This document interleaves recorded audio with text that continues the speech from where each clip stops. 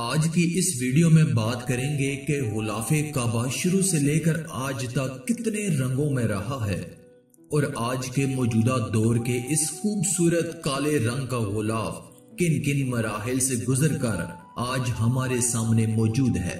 تو ویڈیو شروع کرنے سے قبل اللہ کی قدرت چینل کو سبسکرائب کر دیں اور ساتھ میں موجود گھنٹی کو بھی دبا دیں۔ شکریہ۔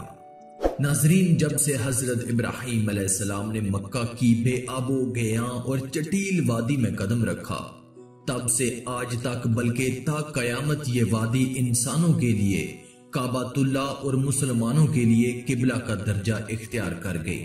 حضرت ابراہیم علیہ السلام اور ان کے شیر خوار نے اپنی ہاجرہ کے ساتھ وادی میں قدم رکھا۔ حضرت ابراہیم علیہ السلام کے چلے جانے کے بعد ہاجرہ اپنے شیر خوار کے لیے پانی کی تلاش میں اس وادی میں چکر لگانے لگی۔ اچانک ننھے اسماعیل کی ایڑی کے نیچے سے پانی کا ایک فوارہ پھوٹ پڑا۔ اسے زمزم کا نام دیا گیا اور وہ آج تک جاری و ساری ہے۔ حضرت ابراہیم علیہ السلام مکہ واپس ہوئے تو اس وقت ان کے بیٹے اسماعیل علیہ السلام کی عمر 30 سال ہو چکی تھی۔ دونوں باپ بیٹے نے اللہ کے حکم سے خانہ کعبہ کی بنیادیں کھڑی کی۔ تاریخی کتب میں وارد ہے کہ انہوں نے ہی کعبہ کا غلاف بھی تیار کیا۔ اس وقت کعبہ ایک چھوٹی سی عمارت تھی۔ طبع بادشاہ نے غلاف کعبہ تیار کیا۔ پہلی بار خانہ کعبہ میں دروازہ لگایا۔ طبع نے چمڑے کا غلاف تیار کروایا جس کا گہرا بھورا رنگ تھا۔ تاریخی روایات کے مطابق کعبہ شریف کے غلاف کے رنگوں کی تعداد 7 ہے۔ خاکی، سرخ، سفید، زرد، سبز، سیاہ اور سنہرے رنگوں کے غلاف بنائے گئے۔ سیاہ غلاف کعبہ شریف کی تاریخ میں سب سے زیادہ عرصے تک استعمال ہوا۔ بعض اوقات ایک ہی وقت میں ایک سے زائد رنگوں کا غلاف بھی بنا۔ ایک بنیادی رنگ اور دوسرا اس کی تزئین و آرائش کے لیے استعمال کیا گیا۔ سیاہ کپڑے پر سنہرے رنگ کا دور اسلام کے بعد کا دور ہے۔ سیاہ کپڑے پر قرآنی آیات یا دیگر مقدس عبارات تحریر کی جاتی۔ اس وقت غلاف کعبہ کے 2 رنگ سفید اور سرخ اس کی تزئین کے لیے استعمال کیے جاتے ہیں۔ غلاف کعبہ کے لیے خالص ریشمی کپڑا تیار کیا جاتا ہے۔ غلاف کے اوپر مختلف پرت بنائے جاتے ہیں اور یہ اچھا خاصا وزنی ہوتا ہے جسے اٹھانا آسان نہیں رہتا۔ خانہ کعبہ پر غلاف رکھنے کا عرصہ بھی مختلف رہا ہے۔ حالیہ عرصے میں ہر سال غلاف کعبہ تبدیل کیا جاتا ہے۔ ماضی میں بعض دفعہ غلاف کعبہ کو سال میں 3 بار بھی تبدیل کیا جاتا رہا ہے۔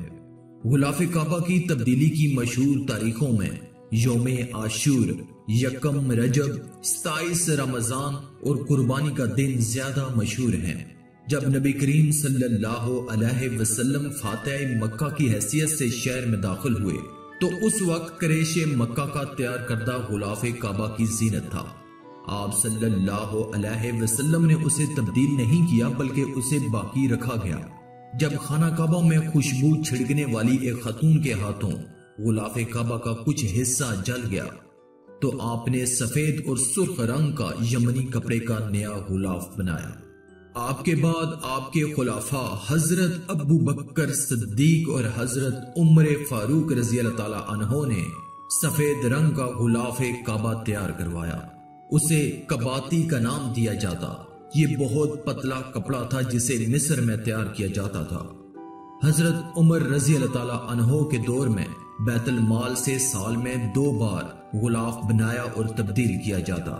فاطمی دور میں غلاف کعبہ زرد رنگ کا رہا۔ محمد بن سبکتگین کے دور میں زرد ریشمی کپڑے کا غلاف بنایا گیا، پھر سبز ریشم اور اس کے بعد سیاہ ریشم استعمال کیا جو آج تک جاری ہے۔ سعودی عرب میں غلاف کعبہ کے لیے کارخانے کے قیام کے بعد اس کا ریشم اور دیگر تمام ضروری اشیاء وہیں تیار کی جاتی ہیں۔ غلاف کعبہ کو آیات قرآنی سے سنہرے پانی کے ساتھ مزین کیا جاتا ہے۔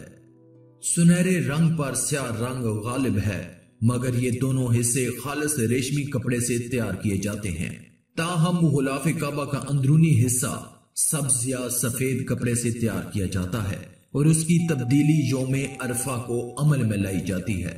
پرانے غلاف کعبہ کو حرم مکی کے قریب موجود میوزیم میں رکھا جاتا ہے۔ या तोहफे के तौर पर किसी दूसरे मुसलमान मुल्क को दे दिया जाता है।